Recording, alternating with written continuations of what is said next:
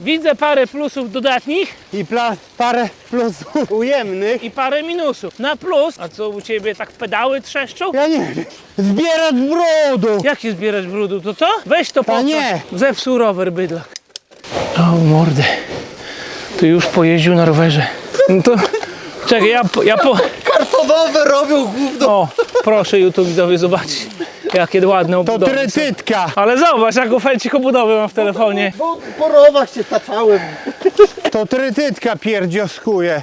Straty w ludziach ponieśliśmy dla YouTube widzów. A raczej nie w ludziach, a w sprzęcie. Tu felcik jest ładnie, możemy tu nagrać. O, tu jest drzewo. W lesie drzewa są wspaniałe. Możemy się zbierać, bo naprawdę jest zimno dla Tomka. Co to trze? To trytytka. Pancerz przyczepiony. I teraz słuchaj. Nie mogła się jej obrócić? Nie dam rady. Ona teraz terkocze No. w jednej tej, nie? A teraz zacznę przyspieszać, zobaczysz jak to się gnie.